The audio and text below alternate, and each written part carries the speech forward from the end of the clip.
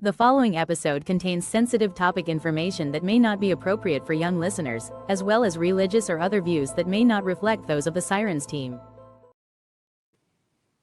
Hello out there, listeners. Hey, Lindsay. Hi. Welcome back, everybody, to Sirens of the Supernatural, your cozy corner for spooky tales. And tonight we have a little bit of a different episode for you. It's been a long time since we did a movie review, so we thought we would do a short, sweet movie review of the movie Weapons. So, it's unfolding right now in darkened theaters across the country, and it's getting quite the buzz out there. So, Lindsay and I went last weekend to see the movie, and like I said, it's already making waves with critics and audiences alike. But before we get into it, just want to say there may be some spoilers. So, if you haven't seen the movie and you don't want to know what happens, just kind of skip this episode until after you've seen the movie, then come back and listen to it, and let us know if just you come back. agree. Let us know if you agree with our opinions of the movie. And I know everybody is different and all opinions are subjective, um, but we thought if there are people out there who have already seen the movie, that's great. Tune in and give it a listen. And if not, we will let you know if we recommend it at the end of the podcast. So, Lindsay, how are you doing? I'm doing good. Good, good, good. One of How the are reasons you doing? I'm doing good. One of the reasons that we wanted to go see the movie is because I had seen on the preview of the movie that there was a school teacher and a classroom involved. And of course, Lindsay being a teacher, I thought, ooh, this looks really good, and it reminded me, I don't think I've ever seen a horror movie with this premise Yeah, no.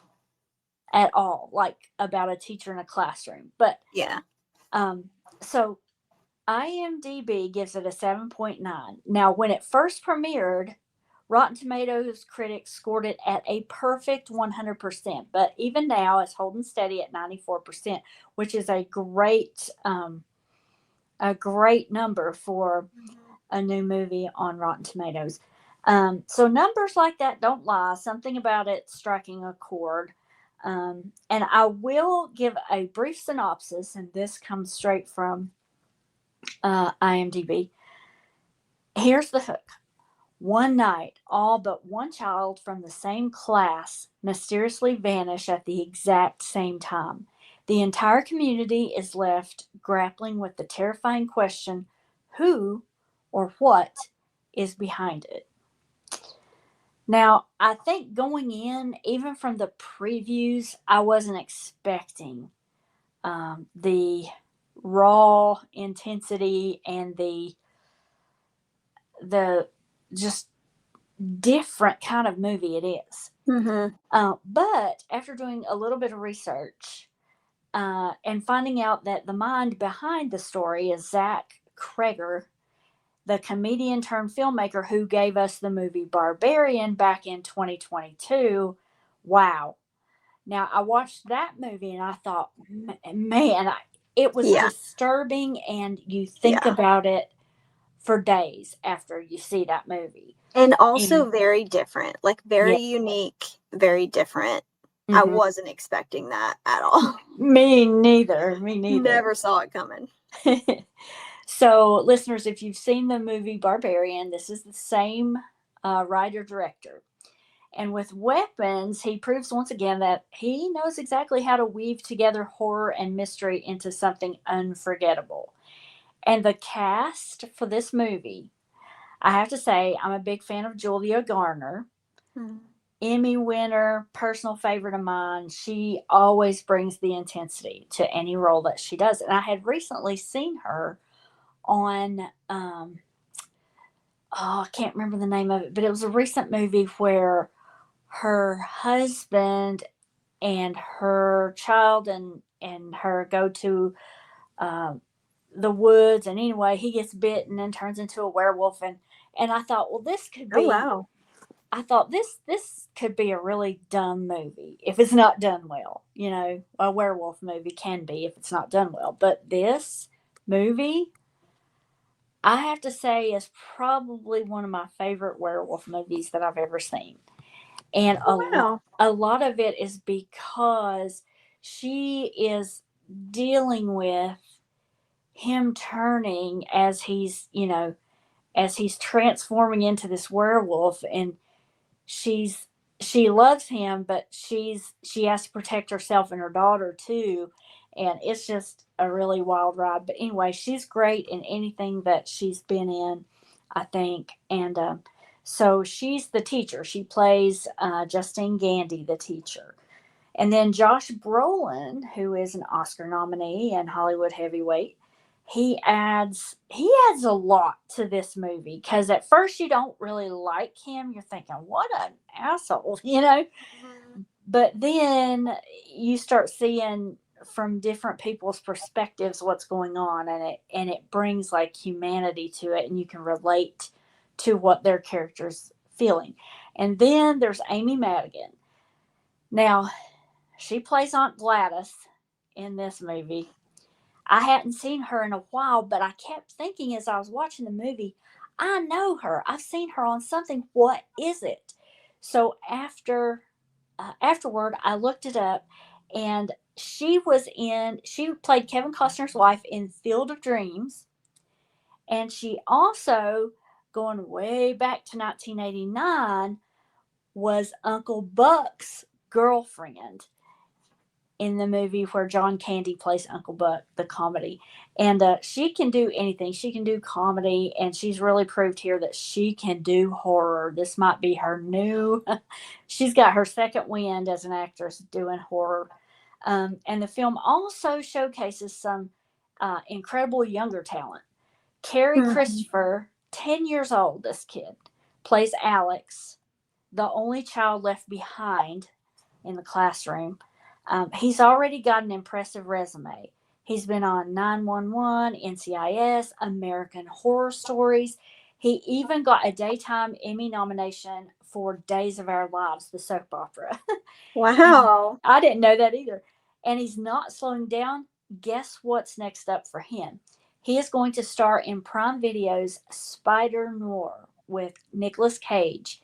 And he's going to be in Jonah Hill's new comedy Outcome with Keanu Reeves. Now, I had seen him somewhere, and I could not figure out where it was because it wasn't on any of those things. But he's on the series High Potential, and that's a great series that I had been watching, and he plays the son on that too. And he's got a list of films to his credit, not not least a movie called An Almost Christmas Story, which I hadn't seen, but evidently is pretty popular. And that's not bad for someone who hasn't even hit middle school yet. Yeah. Um, and I was reading a recent interview where he said that the vibe on the set of Weapons was nothing but fun. Despite the dark subject matter, he said they had a ball. Everyone was supported. He said everyone had a great time. And he's got big goals for the future. He's even saying now he hopes to win an Oscar someday. So kudos to this kid, because he's going places. And Lindsay, one of your favorite characters on the movie, Austin Abrams, who horror fans might recognize from the movie Scary Stories to Tell in the Dark, where he played the Mhm. Scarecrow. Here, the 29-year-old brilliantly portrays the small town outcast druggy kind of guy, and he stumbles across something that unlocks the truth behind the vanishings of these kids. So at first you're thinking, why is this? It seems like the movie took like a sharp right turn down a rabbit Yeah. hole, and you don't know how this is going to relate to anything going on, but then it does. And he is the perfect mix of funny, like somebody you can relate to, anxiety ridden, just like he's down on his luck. He's he's I like, feel like in that movie, some of his reactions would have been my reactions if I was in that spot. oh yeah, Yeah. yeah, Like, definitely. I could definitely see myself doing some of the things that he did. Yeah, because so many times you watch a scary movie and the character does something that no one in their right mind would ever do. Ever. Yeah. But this yeah, his character was very entertaining, very needed. But Mhm. what makes the movie so different and haunting, I mean it'll haunt you for days, is its perspective. So in the movie, they show different perspectives throughout. We don't see the mystery from just one pair of eyes. Instead, the story shifts and it unfolds through different lenses. Each one pulls us deeper into the darkness.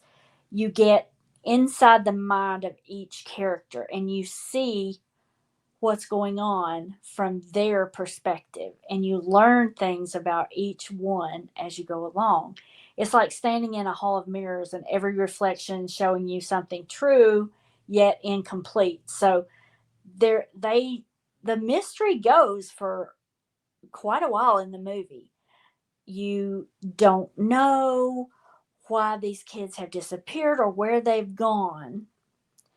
And when you do find out, when the mystery is finally solved, you're like, oh my God, this is worse than anything I could have imagined for Yeah. these. Yeah.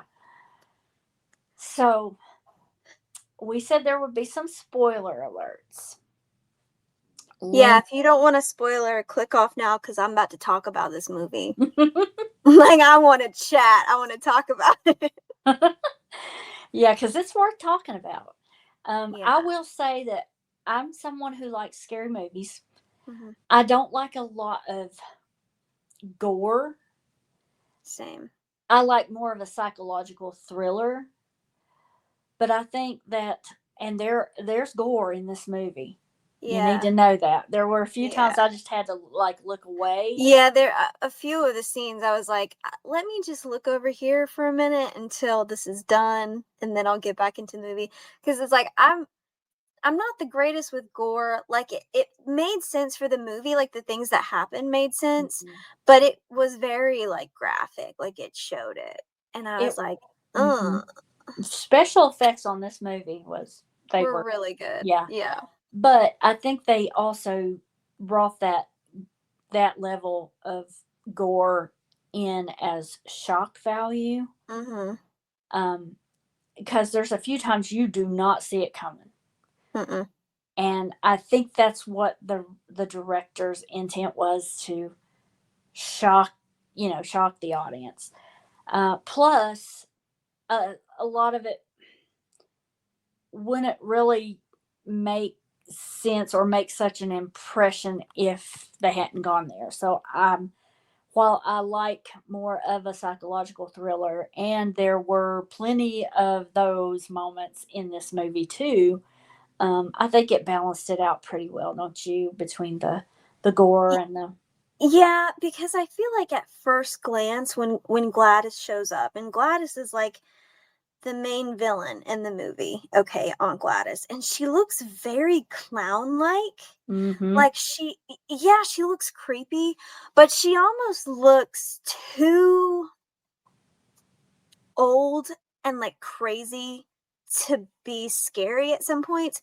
So when the gore happens, it's because of things that she does. She's not the one that's like physically killing anybody, but she does this little ritual thing that causes them to attack each other. Mm-hmm. And the one scene with the principal and his husband where they sit down to eat, they have the funniest little Yeah, microwave dinner. They have like the hot dogs and the cookies, and they're like yeah, getting ready to watch their show.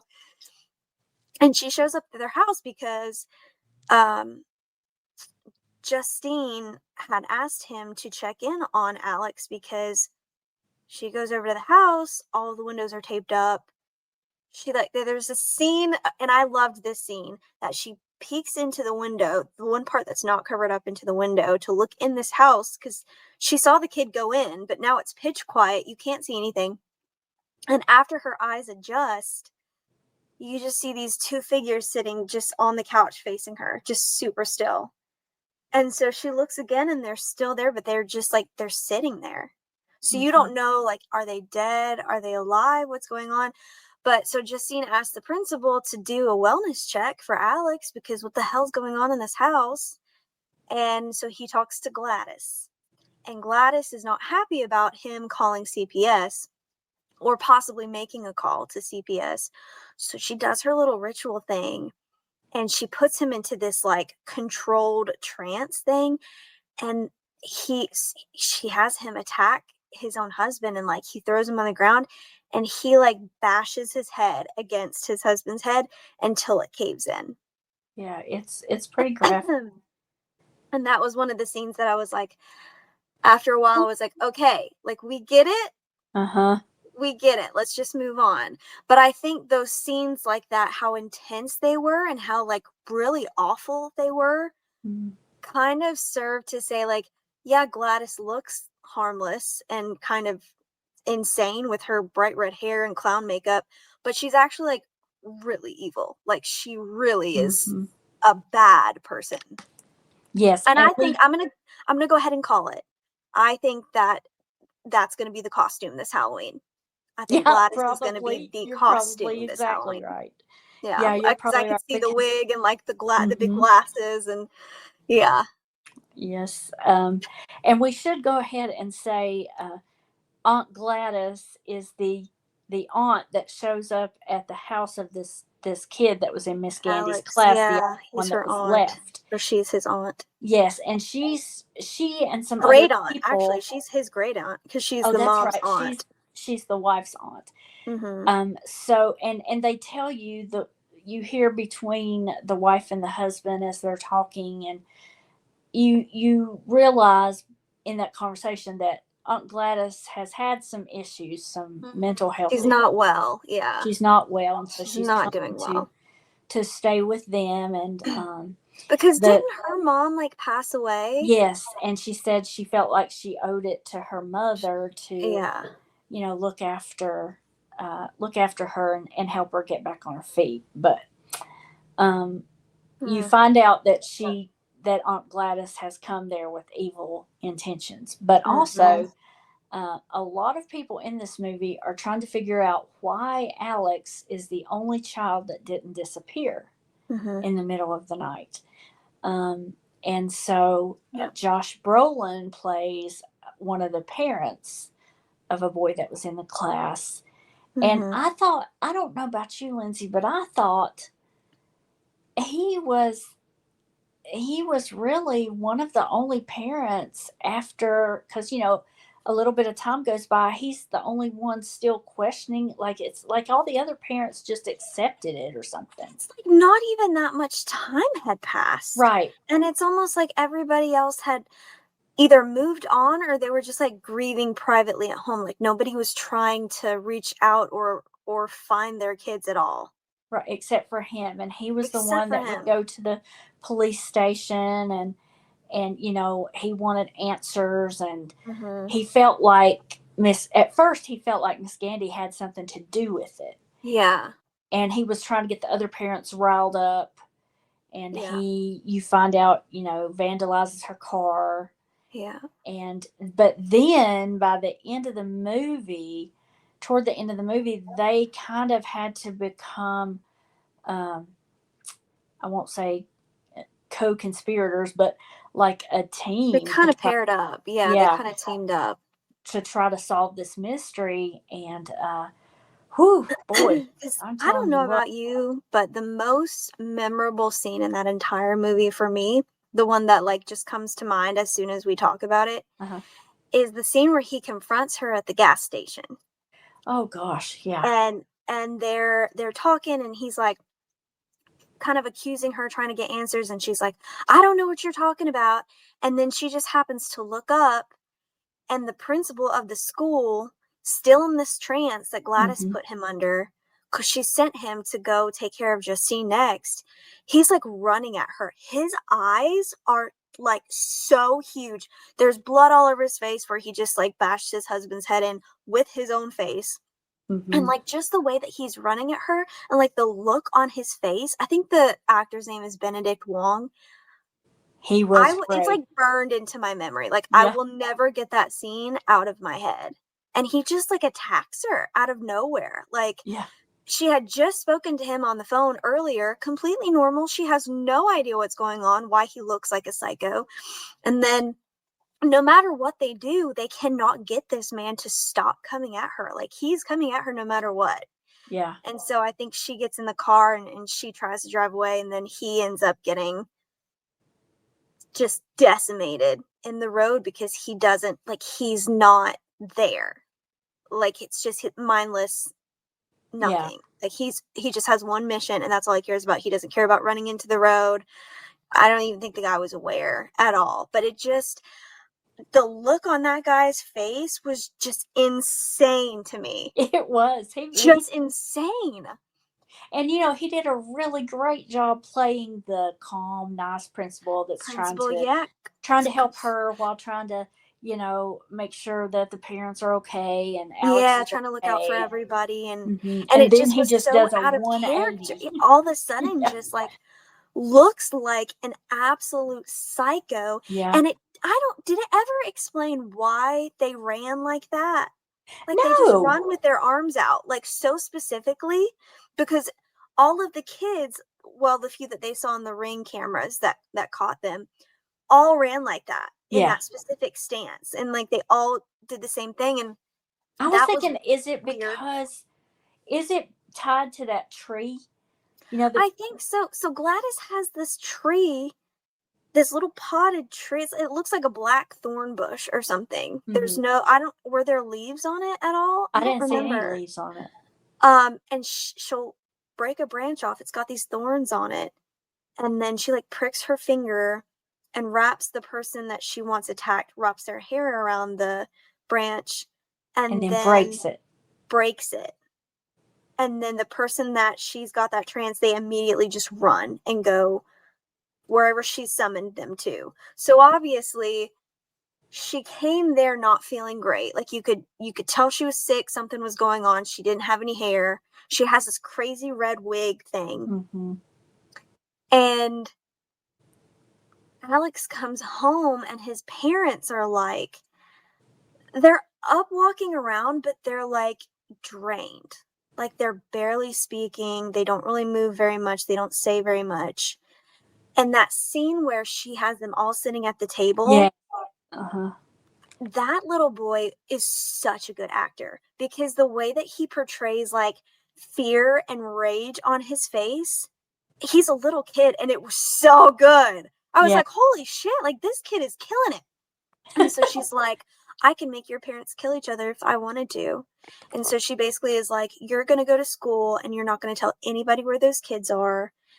It turned out that she, I guess, wanted to siphon their energy. So she summoned them all to Alex's house. And has them in the basement. And just has them in the basement, just standing there. Just mindless, just standing there the whole time. That's where they were. And what was his name? The guy, what was his name in the movie? The drug addict guy. Oh gosh, I forgot what his name was in the movie. Let me look. I think I had it pulled up. James. I think his name was James. So it cuts to his perspective and you're like, what the heck? Because I think they only saw him like not even for a very long time in somebody else's perspective. So it cuts to him and you're like, what the heck? Like, why are we following this guy around? Yeah. He's really funny though. Like his mannerisms and stuff, like he's really funny. But he ends up coming across Alex's house. And at this point, it's all taped up. It's dark. Nobody's home. Or he thinks nobody's home. And so he ends up climbing and breaking into the second story and then goes downstairs. He's going to rob, he's going to take their stuff. He's going to rob it because he thinks the house is abandoned, I guess, because it's all dark. And he's trying to get money for drugs. Yeah, he's trying desperately to get money for his drugs. But then And I don't remember, do they like walk up on him, or are they just, they're sitting on the couch, They're aren't sitting on the they? couch and he's right in front of the TV. The TV's not on, and he's reaching for something and he sees their reflection in the TV, and Yeah. And he like is like terrified. He's like, whoa, whoa, whoa, I'm so sorry. I'm so sorry. I'm going. It was so funny. But then when they don't react, he's kind of like trying to yeah, get them trying to get him to to wake do up. anything. But then when they don't, so they don't, and he just goes right back to taking the Yeah. stuff. And then I don't know why, but like they stand up and they're like coming at him. So he ends up getting out of the house. Like he runs away. And so he then is able to tell this one police officer, like, or he goes in the basement before this and he sees those kids down there. And so then he escapes and he's like, the police officer is about to do something to him and he's like, I can tell you where those kids are. I know where they're at. I know where those kids are. They're in the basement of this house. And so then they go over there, and it's this whole thing, because if we hadn't seen his story, who knows if they ever would have found the kids. You know what I mean? Right, Like he's the only one outside of that house that's not being controlled, that saw where the kids were and were able to tell anybody. Mhm. I don't think if he had told that police officer where the kids were, that they would have figured anything out. I don't either, because when, later when the police officer Mm-hmm. goes to the house and he's got this kid, James, in the back of the cop Got him car, James locked up. cannot get Yeah. out. But anyway, the police officer goes to the house, and of course, Gladys knows everything, and she gets him, in a trance. Mm-hmm. And it's just like she's controlling everybody. Everybody, yeah, and she sends him back out to get James. Like, so it cuts to the door opens and it's darkness. The police officer goes in and it closes it. And then the guy's like, "Oh, come on, are you kidding me?" And then it cuts scenes to like the same guy, but it's nighttime outside. So this police officer has been in this house like all day, Hmm. or all of the afternoon until the sun went down. And so he's like watching the door, and the door opens and he's like, "Oh, thank God." He was like, I don't remember what he said, but he's like, "Finally, thank God."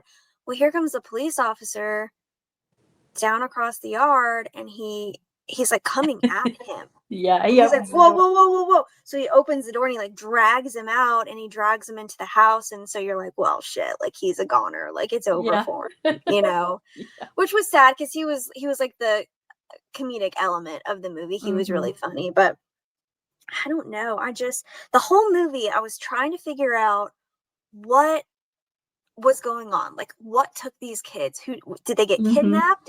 Is it like a cult? Is it Was it like a aliens? demonic What was thing? it? Yeah. Was it aliens? It's a weird title for the movie too, because it doesn't give anything away at all. No, it sounds like it would be like an action movie or something, but Hmm. no, it's not. It's just, I think the thing that I liked the most about the movie, and this isn't the only movie to show things from different people's perspectives, but it's something about the way that it does it, and it cuts to like the next person that's going to make sense, and then Uh-huh. the next person that's going to make even more sense.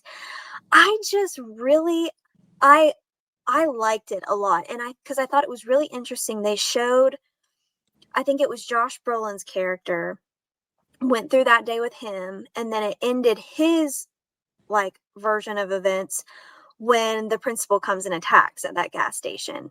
And so before this, like, the only thing you've seen from the principal is him being like a peacemaker and like helping Justine kind of stay in Hmm. her lane and like try to do what's best for her, but also advocating for this kid and trying to do what's best for him without traumatizing him further. And then here he comes at the gas station looking like a complete psycho, and you have no idea why. And Hmm. so then when it changes to his perspective, you're like, "Oh, okay, like we're going to get to see, we're Hmm. going to get to know exactly what's going on." It just, I don't know, it flowed really well, and I just thought it was a really interesting concept for a movie. I'd never seen a movie quite like that one. Yeah, me either. And we have to say that Aunt Gladys gets hers in the end, in the Yeah, she worst does. in the worst Yeah. way. Yeah. And the Yeah. scenes where those kids are just hell bent on running after her and catching her and Yeah, they're destroying not her, stopping. and they're not stopping. And then you think, Mhm.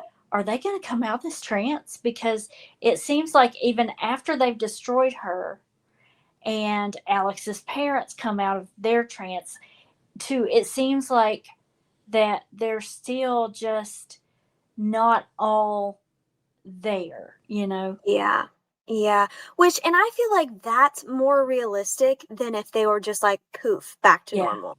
You know what Because I she mean? probably did just drain them of their energy, but also that would have to traumatize you. You know, Yeah. if you, I mean, that group of elementary school kids basically tore her apart. Yeah. If they were even aware of what they were Hmm. doing. And we don't know. Like, it never explains it. I think one of the last lines in the movie is that so Josh Brolin finds his son, Hmm. and he finds him after they have just decimated Gladys and they're all covered in blood and whatever. And he picks him up and he's so happy for this reunion, but the kid has like no reaction, like no Yeah. joy that he's saved, nothing. And I think one of the last lines is that he and this was like weeks later that he finally like spoken a word or something, Yeah. Yeah. something along those lines, and that Alex had gone to live with another aunt while his parents recovered. Uh huh. It was a Yeah. wild movie. The way she turned family and friends against each other, and Like it was they nothing. had no control. Yeah, and they had no control once she did her little ritual. The only way she could stop it was to throw the two broken pieces of the branch into a bowl of water. Into a bowl of water, yeah. And I'm And just like, I feel so bad. I felt so bad for that kid because he's like, he's in what, third grade? He's in third grade and he's having to take care of his zombified parents and feed them soup and feed all these little kids soup so that she can feed off their energy, and he can't tell anybody or she'll make them kill each other. Like he has right, no choice but to, I to don't do what know. she says. Yeah. Yeah, yeah. Oh, and this scene, okay, this scene killed me. So Justine is worried about Alex, obviously. They're the only ones left from this classroom, Oh and yeah, I the know what you're principal, talking about. he won't let her talk to him. He's like, no, it's better for everybody involved if you just stay away for now. This will cool down, and then we can talk about coming back to work. But she doesn't want to, like, she kind of kills me because she won't do what she needs to do. Like she won't just stay in her lane. She's like desperate to talk to this kid and check on him and see how he's doing. So she sees him walking out of school and she follows him. And so she parks like right outside his house, and here he comes down the street and she's like trying to talk to him, and he's like, "Stop following me." And so you're like, what the hell is going on with this kid? Because you don't Yeah. know all of this with Gladys yet. You're like, what the hell's going on with this kid? Like, why is he so upset? So he goes in the house and closes the door. And so she sits back down in her car and she just spends the rest of the day watching this kid's house. And then it cuts to nighttime and she's in the car asleep. Oh, this is, yeah, I know what scene you're talking. Oh, I get the chills. And so it shows the house, it turns back around, it shows the house, and the door opens like really slowly. And it's completely quiet, like you can't hear anything. Here's the door opening. And this woman like walks out in this stance, and she's got this crazy blonde hair and she looks insane, and she's like coming right at her, right at the car, and you're like, oh my god, she's gonna kill her. What's going on? What's gonna happen? And so she goes over to the driver's side door and she looks at her, and then it just stays on Justine's shot. You can only see her, and you can see the lady walk around the car and then get in the car because she was sitting there without the doors locked. Ma'am, are you kidding me? You're sleeping in an unlocked car. Anyways, so she gets in the car, and you hear this like sound like she's getting out something metal. Like you don't know if it's a knife, you don't know what it is. And so you see these scissors like coming toward Justine, and you're like, oh my god, like she's gonna like slit her throat with these scissors or something. But she just like she cuts off some of her hair and she just gets back out of the car and goes back in the house. And at Oh my that point, god. you have no idea what the No idea. significance of the hair. Uh, No, because it was her point of view first, wasn't it? yep. Justine's. So Hmm. you've got nothing. We have no idea. We just know that her and Alex are the only ones that have survived. We don't know anything going on with his parents. we know something's off, but you don't know, like, is that his mom? Who is that coming up out of his house like that? And why does she Yeah. look so crazy? Yeah. Like, she looked rough. And that, oh gosh, it gives me chills, because I hate when that happens when somebody's asleep, but you are not asleep and you can see that something's about to happen to them. Oh my God, Yeah. it just gives me the It's true. chills. Yeah. Oh, I didn't like it. True. And we It was have a to talk scary about movie, but the other main character, which is the cop in yeah. the town, and his whole story. And you get bits and pieces of it from other people's perspectives, Hmm. but then you see his perspective, and His was rough. yeah, his was rough. His was rough because my boy had some anger issues that were not resolved just yet, and that being paired with your job, your full-time job as being a cop, I don't think are the best No. combinations in the world, and I think he is like a recovering alcoholic also. Yeah. Yeah. And his character and Julia Garner's character, Justine, were like together at one point. They have some kind of history. I don't know if they were engaged. I don't know if they were just dating casually, but there's some kind of history there. But he's engaged to somebody else now, and ends up, when she's away, ends up sleeping with Justine again. And so that sets off a whole nother Yeah. fireworks of emotions that this guy's already dealing with. And so on top of that, he and this James character, the drug addict guy, they keep running into each other, and every time they do, something even worse and worse and worse happens. And so you're seeing this man's life and his career just crumble in like the span of what, a Yeah. day, Yeah. a day And or then two. It's rough. yeah, and his ending is pretty rough too. Yeah, he obviously they're under the spell, and so when Josh Brolin's character, when Archer and Justine come to the house finally, when they finally come to the house, I don't know, Gladys somehow knows that they're there and is like waiting for them, because they automatically get attacked by Right. um The cop and James. James, and what was the cop's name? Paul. Paul was the Oh cop's name. yeah. They get attacked by them, and they're not gonna stop. So they had to kill them both. And Yeah. it was so sad, because she's got this history with this guy, and we just watched him have possibly the worst 2-3 days of his entire life, and then that's how it ends. Like, that sucks. Like, Yeah. I felt so bad for him I in did that too. movie. And you feel bad for Josh Brolin and Justine, Hmm. because they don't want to be forced to kill these people that they know. Hmm. But it's basically me or you, Yeah, they have know. no choice really. And then No. while all that's going on downstairs, upstairs the kid, his parents have turned on him. Yeah, cause Gladys was staying in this room, and she had done this little salt circle thing, right? And his parents were on her side of the salt circle, just, I guess, as protection. I think it was one of those things where, like, if you pass over the salt circle, they're going to kill you to protect me, Yeah. kind of thing. Uh-huh. Well, obviously didn't know that, No, so I think he did. I think that she told him, she said, "Do not go over, don't cross over this line." I don't. Maybe he didn't think. Maybe he thought, like, okay, they're my parents. Like, surely they're not going to hurt me, even after all this. But Because I think if he he had had to, known, but he had to get in that room he because did. he had to get her tree and do her little ritual. Yeah, and he ended up saving the day, really. But yeah, he put his little foot over that salt line and salt circle, and his parents just Yeah. went. It was like, it's like feral, like absolutely just Yeah, animal feral. That's a feral. good uh-huh. And like, this poor kid is like hiding in the bathroom. His parents are clawing through the door, like they're not there. They're trying to get to him, and no matter what he does, he can't make them wake up. So the only thing he can do, he's seen Gladys do this ritual before, Mm-hmm. and the only thing he can do is think to do her ritual. So he gets like he gets the tree branch and he gets, what is it, her wig, or what does he get? Like hair from. He's got something of hers.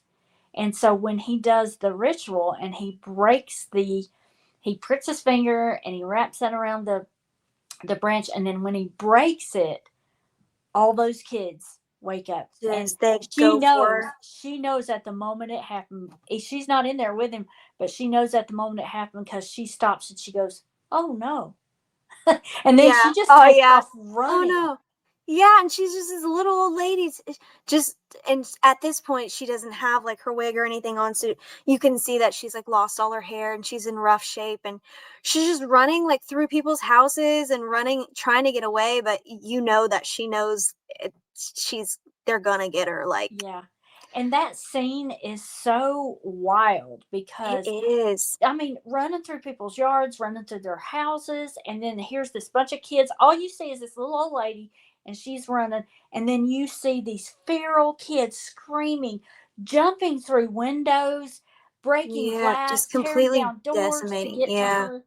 It was really it was wild. And Yeah. then, so the kids survive, and Hmm. the teacher survives, and Josh Brolin survives. Okay, and Hmm. he's reunited with his son. But you really don't get any closure as a viewer. You don't. You get that final scene, and then you really don't get much closure, and you leave thinking you have more questions. And Yeah. that is when you know you've seen a good movie, when you Yeah. leave and you're thinking up all these questions. And Lindsay, you even said later that night, I want a sequel about Or like a Gladys, to see prequel. how. Yeah, prequel. Yeah. That's what it I was. was like I was like, I need to know her backstory. Like, how did she Hmm. get involved in this? How did she become this, I don't know, entity, witch type? Because like what gave her this power to make this happen? Hmm. I need to know like where this all started, and if Alex's mom's mom, the one that passed away, I need to know if she was somehow involved in this or even knew that this was going on. Did Gladys kill her because she found out? I just have so many questions. Like, I need to Right. know the backstory. And And I then need I to know, saw. I Go ahead. Sorry. I just like, I feel like it's one of those things where she probably like sold her soul to get immortality, but didn't realize that she was going to have to do all of this to keep herself alive. Like, not even, I don't know. She looked really bad at the beginning of the movie. And by the time she was like siphoning off energy from all these kids, she looked a little bit better. But I mean, it wasn't anything like, she Right. didn't look like she was gonna go all the way back to youth and beauty. You know what I mean? She looked like she was Yeah. just barely hanging on. So it makes me wonder, like, what kind of bargain did you make to get this Hmm. deal? Exactly. And then after you said that, I think it was the next day, I saw something on social media that said there were talks about a prequel already Hmm. to Oh, I dive need it. into her backstory. And I Yeah. wonder too, if Amy Madigan had any idea how creepy she was. And I would say that she'd probably come back and do a prequel. And I Oh, want, for sure. Yeah. They because can't cast anybody else. sometimes a prequel is really good, like the ones, what was it, Paranormal Activity. Hmm. You see the first movie, and then you go back in the subsequent ones and get the Kind of history of how it all the. started. Hmm. Yeah. Yeah. So it would be, it was a truly, when she was dressed up, because she had to go to the school and talk to the principal right at the school. Yeah, because they were trying to get Alex's parents to come in, but obviously she has them like under this trance, so they can't. Hmm. And so she comes in and she's like, oh, she's like playing this innocent old lady. She's like, oh, his parents are unwell. Yeah, exactly. And Man? like that wouldn't be suspicious, but anyway, Yeah. she If was it's, so just creepy even in that, because she went way overboard with her makeup. She had that red wig on with those short bangs, and it was those big glasses like you said, and polyester like suit from the And 1970s like or big old something. bag. She's got this big old bag with Yes. her. Uh-huh. And it's like her makeup too. It just, so the first glimpse that you see her in the movie, Justine goes to sleep and she hears something in her house, and she's thinking that these angry parents, these townspeople, are going to come like attack her or something because they got really, really mad at this like school town meeting that they had about the whole thing. And so her car gets vandalized, and then she wakes up and she's hearing this noise in her house, and she goes to lay back down and go back to sleep. And when she opens her eyes, on the ceiling, like really quickly, like split second, you see Gladys like on her ceiling, like looking down at her. But it happened so fast that I literally turned to you and I was like, was that a clown? I was like, what is going on here? Do you remember that? Yeah. Yeah. But because it all happened so fast, because the way that they do her wig and her makeup, where it's just kind of smeared and caked on, it looks very clown-like. Yeah, and you don't know, you don't really see her again until later in the movie, and so you're putting two and two together. Well, you're trying to put two and two together, but You're trying. it's almost impossible until you get to the point where you realize, okay, they're showing us this perspective and that perspective, and then it's tying all in together, but you still cannot figure out like where these kids are until James breaks into the house. It's almost like, too, you're seeing everyone else's perspective except for Gladys's. And that's the one that I really wanted to see. That's true. I didn't think about that. Because I really wanted to see, like, what was going on before she came to the house. Because her sister died and she got really, really sick. And did her sister die or did she kill her? I mean, yeah. I have so many questions about her. Like, I wanted to see from her perspective, like, how did you get here? Where did you learn how to do this ritual? And like, why are you just fine with doing this? I mean, it's insane. Because there are like, how many other kids in that class? Like 17 or 18 kids in that class? Yeah. Oh, God.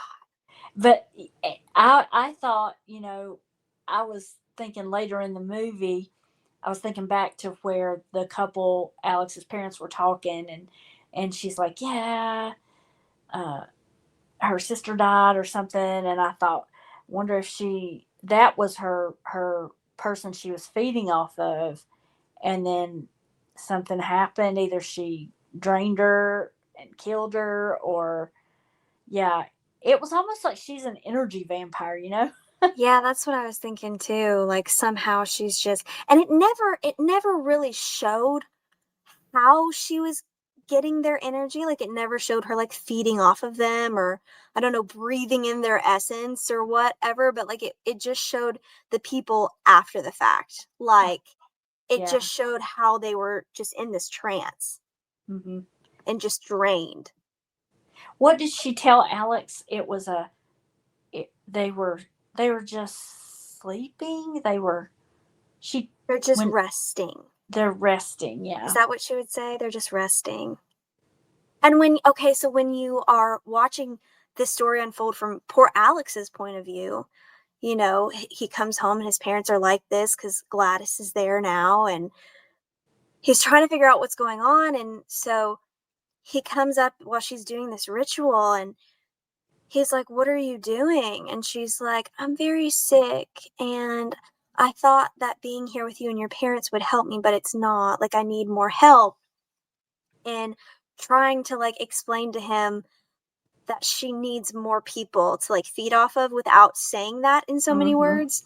And so he goes, would a glass of water help? This poor kid. I I know. feel so bad for him. And she's like, no, I need you to get me something from every little boy and girl in your class.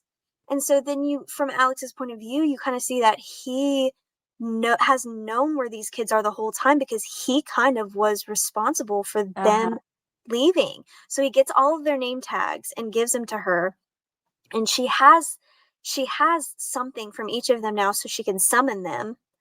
So she's doing this ritual, and he's like, what are you doing? And so she takes him outside, and they're standing on the porch with the door open, and you like see this scene down the street, and it's dark, like it's obviously 2:17.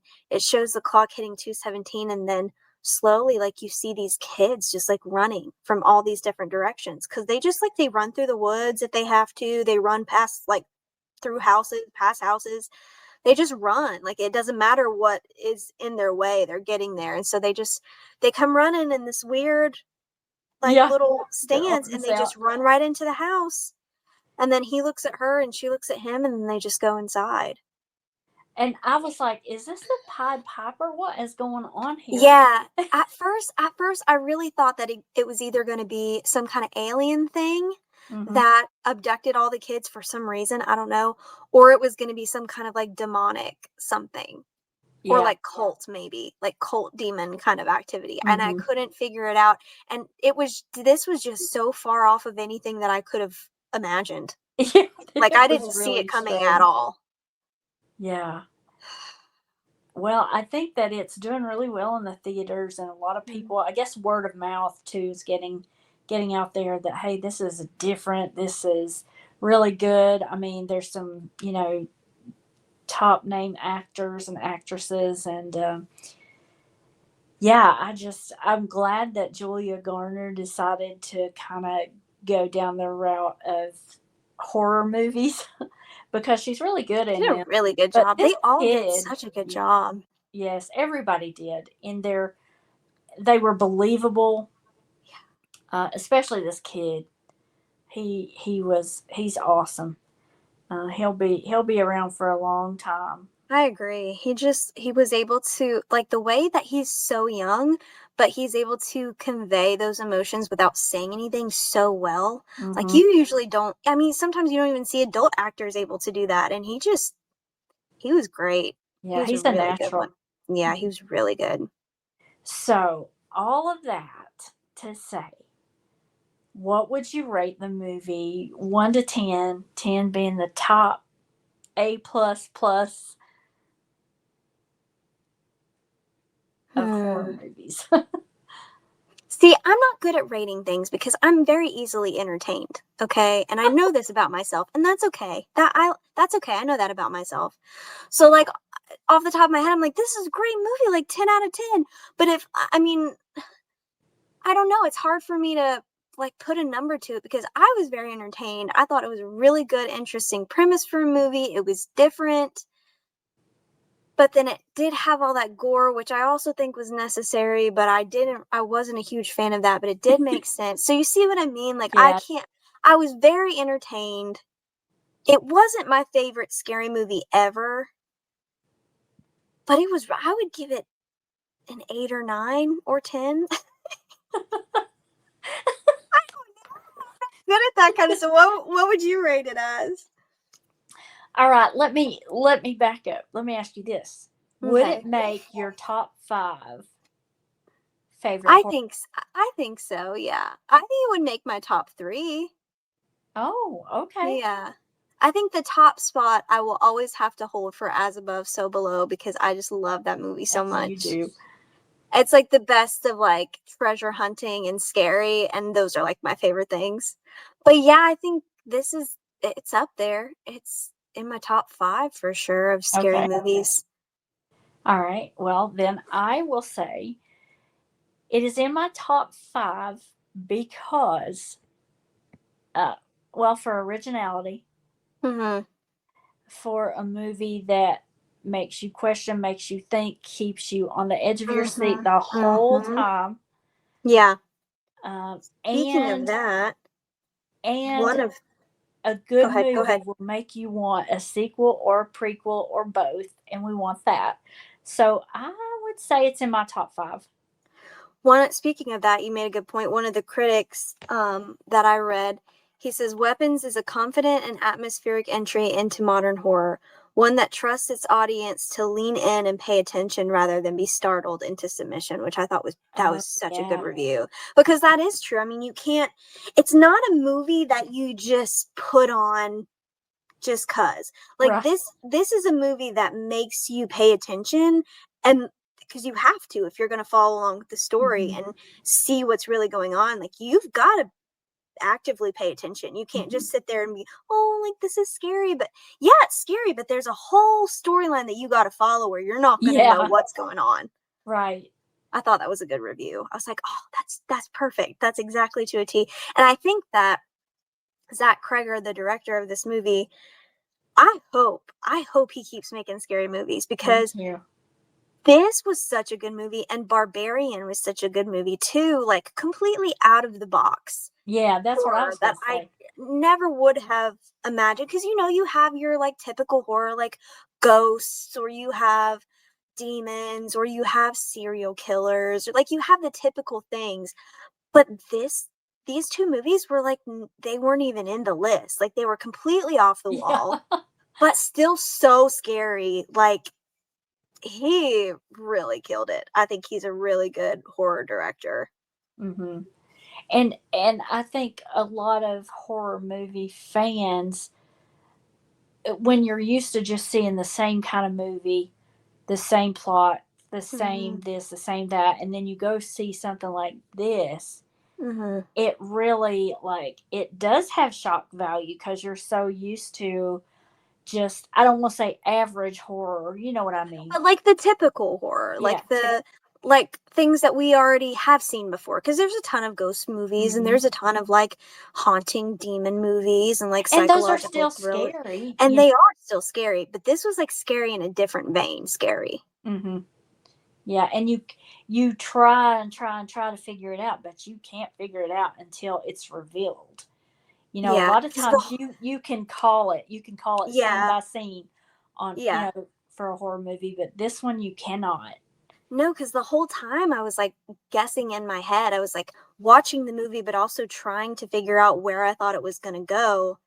And after a while, I just gave up, and I was like, well, I have no idea what's happening. Like, I have no idea why. I'm along for the ride now. Yeah. I was like, I'm invested, but I don't know where I'm going. Yeah, exactly. And we talked about it after, like, for days. Like, we're still thinking about it and talking about it. Oh, so I'm still thinking about it. Like, I know it was gory, but I would watch it again. I really would. There's some movies that are just like a one-off for me, because they have either gore in them, or like they just made me very nervous and anxious. But this movie, I think because it had those comedic elements throughout, it was just like, it was a fun, scary movie to watch. It was almost like interactive, in that you're trying to figure it out and you're seeing all these different perspectives. I don't know. It was just, it's one that I would watch again for sure. Do you think your sister would watch it? No. No, I think Adam will. I think her husband will for sure, but I don't know that she would like to, because even though it does have those funny parts, it's still overall scary. Like, I feel like the movie It is like half scary, half funny. Like, I feel like, that would be a good scary movie for a first scary movie that you see. I didn't feel like it was that too terrifying, Right. The second one, yeah, but the first one, it was mostly funny, I thought. But this one, like, it's got some funny parts in it, but for the most part, it's scary. I don't think that she would like it. But she loves a mystery. She does. She loves to solve a mystery. But more like true crime stuff without the scares. Oh, okay. I think, because this one does, I mean, there's jump scares. Like, this one does have, it's yeah. scary. It's yeah, a scary and movie. I will jump every time. Yeah. Whether I'm in the theater or at home. But I'm with you. I think I would watch it again. It kind of reminds me of, do you remember, like, the first time you watched the movie The Sixth Sense? And then you wanted to go back and watch it and see what you missed. Like, rewatch it, yeah. Yeah. You wanted to watch it again to see what you missed. And in some movies, you do continue to pick up things each time you watch it. I mean, that's how nuanced it is.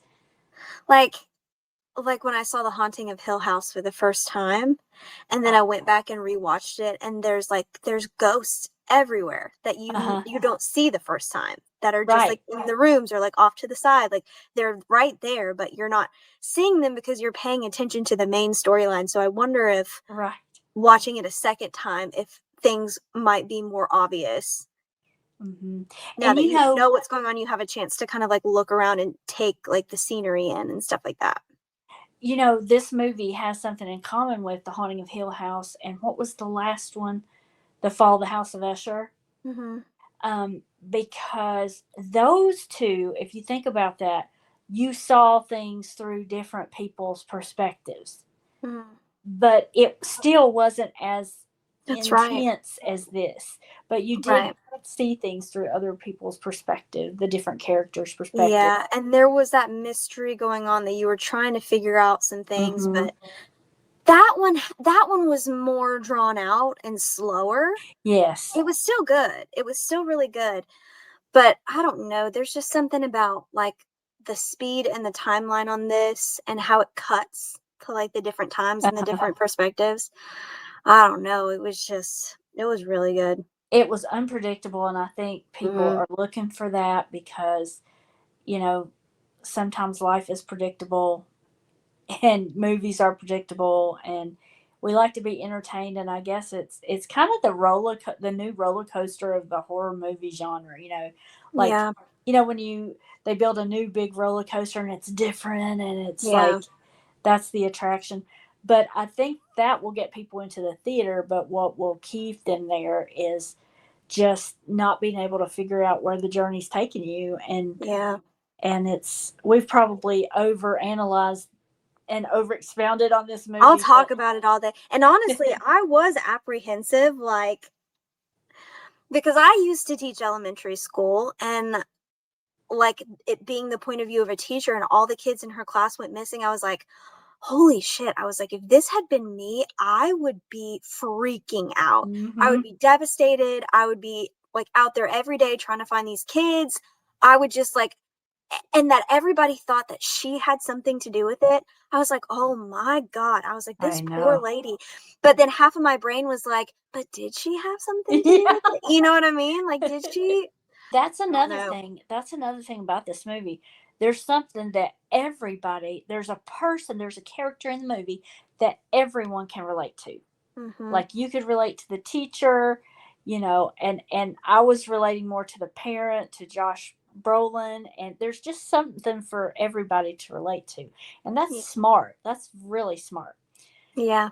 So, we would both, I think, give it a thumbs up and Mm-hmm. highly recommend you go see it if you like horror movies, knowing that there's some gore, there's some moments that if you have a weak stomach, you might want to look away, but But like, if I can make it through, you can make it through. you can make it Like, through. Yeah. it's okay. It's the It's storyline is not worth, so bad. Yeah, yeah, it's worth it. it's So, definitely worth it. if you have seen the movie, viewers, or you go and see the movie and then come back listen to this episode of Sirens of the Supernatural, please let us know what you think. Shoot us Mm-hmm. an email at sirensofthesupernatural@gmail.com, or comment on our socials. You can find us on YouTube, Instagram, and Facebook at Sirens of the Supernatural, and then on TikTok we're at Supernatural Sirens. And we always got something for you out there. We just thought this movie. We don't do many reviews, but we just thought this movie, as popular as it is right now, um, we just thought It's we too would talk good. about it. It just made an Yeah. impression on us, and we wanted to take an episode for it. So, and Yeah. nobody paid us to do it. Nobody nobody coerced us to I do wish, but no. it. No. We just thought we would do something a little different this week. And we'll be coming back to you next week. We've got another couple of weeks before our September Spooktacular. We're really excited about the guests that are coming on in September. Each Friday, we'll have a new guest for you. And we're just going to have a lot of fun with it. But we will be back next week with a brand new episode. So stay tuned and stay spooky out there. Bye, Lindsay. Bye.